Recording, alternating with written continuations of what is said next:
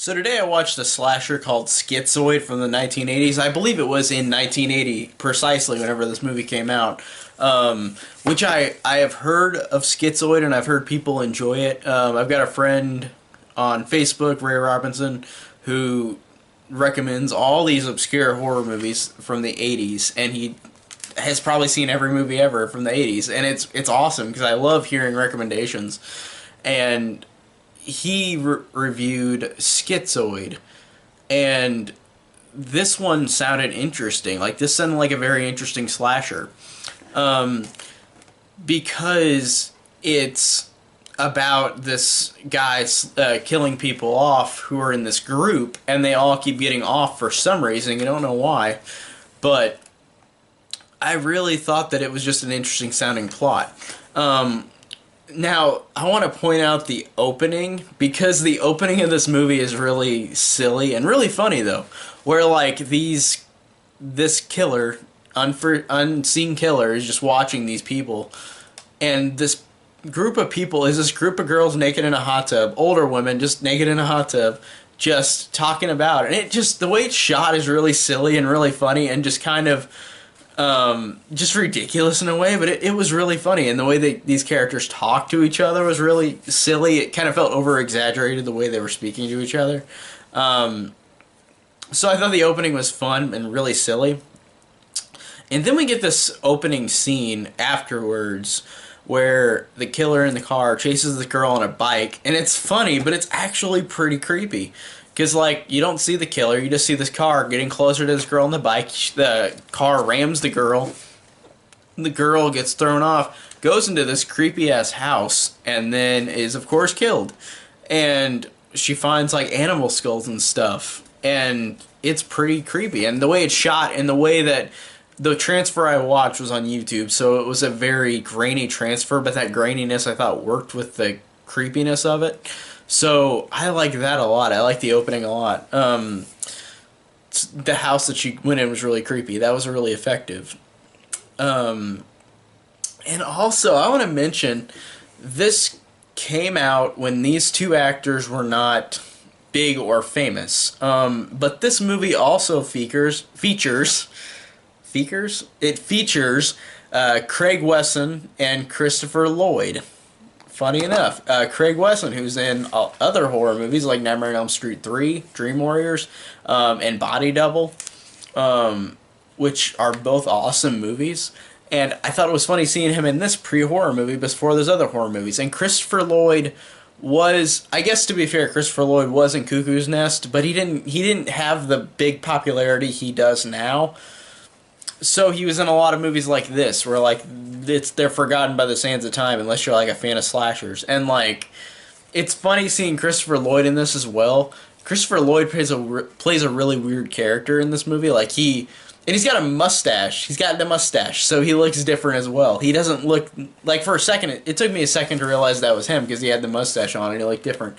Because I don't really see him much with a mustache in any role, so it was just a surprise seeing him in this and then not noticing who he was for a second.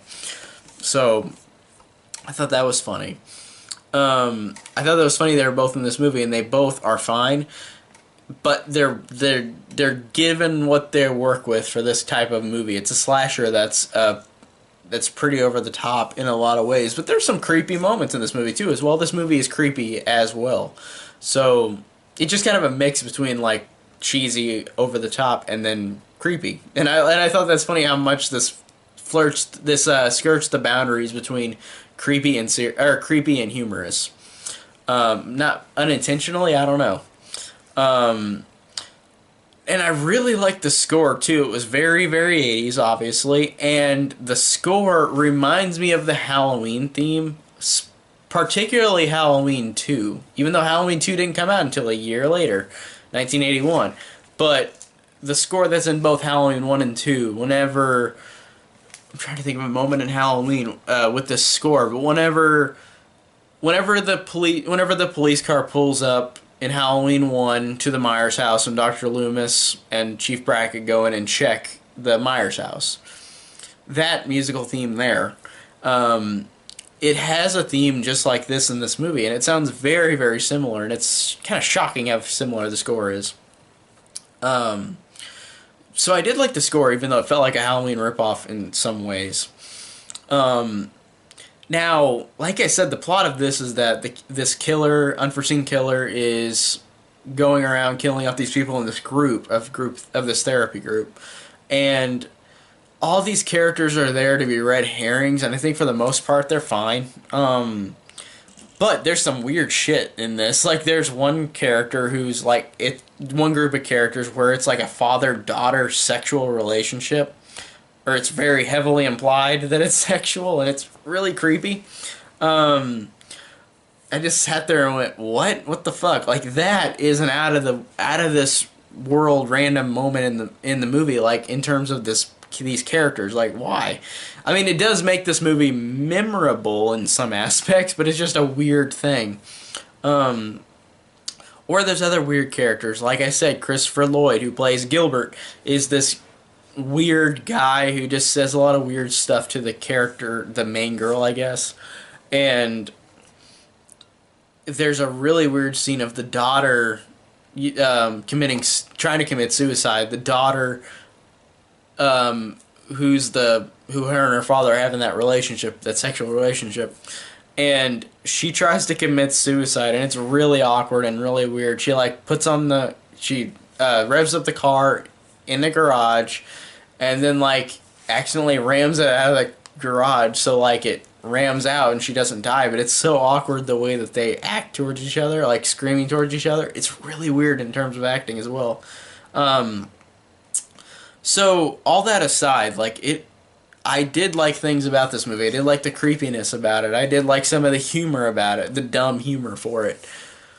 But honestly, overall, this just really, like, after a while, I was watching this movie, but I kind of zoned out. Like, it was very much a background slasher to me. Like, these characters at the end of the movie, I just felt really just kind of got really forgettable. Like, there's weird things in this movie, and when the killer is revealed, it's okay, I guess, but I didn't watch it and go, "Oh, that makes sense." It does make sense, but it's just like, it's not like a trick to like, who's the killer? It's kind of obvious whenever you watch the movie.